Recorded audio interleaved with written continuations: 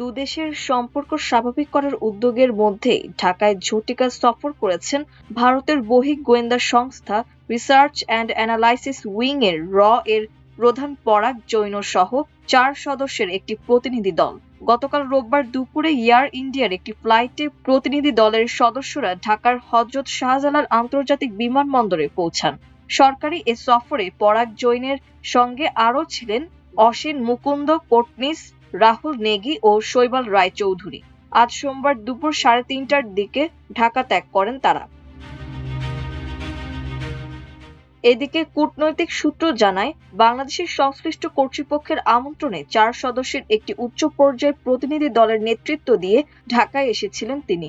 যদিও ভারতীয় প্রতিনিধি দলের সফর নিয়ে বাংলাদেশ বা ভারতের পক্ষ থেকে আনুষ্ঠানিকভাবে কোনো তথ্য প্রকাশ করা হয়নি। পরাগ জৈন বর্তমানে ভারতের বহিঃ গোয়েন্দা সংস্থা research and analysis wing RAW বা সেক্রেটারি হিসেবে দায়িত্ব পালন করছেন। পাশাপাশি তিনি স্পেশাল প্রোটেকশন গ্রুপ SPGর স্পেশাল সেক্রেটারির দায়িত্বেও রয়েছেন। কূটনৈতিক সূত্রগুলো বলছে, বাংলাদেশ ও ভারতের মধ্যে সম্পর্ক স্বাভাবিক করার প্রচেষ্টার অংশ হিসেবেই এই সফরকে গুরুত্ব দেওয়া হয়েছে। ঢাকায় সংশ্লিষ্ট কর্তৃপক্ষের সঙ্গে প্রতিনিধি দলের বৈঠক ও আলোচনায় দুই দেশের পারস্পরিক স্বার্থ সংশ্লিষ্ট বিভিন্ন বিষয় উঠে এসেছে বলে জানা গেছে। ঢাকায় আসার আগে প্রধান পরাগ জৈন চীন সফর করেছেন বলেও জানা গেছে। দুই প্রতিবেশী দেশের সম্পর্ক স্বাভাবিক করার প্রচেষ্টার মধ্যে প্রধানের এই সফরকে তাৎপর্যপূর্ণ হিসেবে দেখছেন কূটনৈতিক বিশেষজ্ঞরা। তবে সফরের উদ্দেশ্য, আলোচনার বিষয় বা বাংলাদেশি কোনো কর্মকর্তার সঙ্গে তার বৈঠকের বিষয়ে এখন পর্যন্ত আনুষ্ঠানিকভাবে কিছু জানা যায়নি।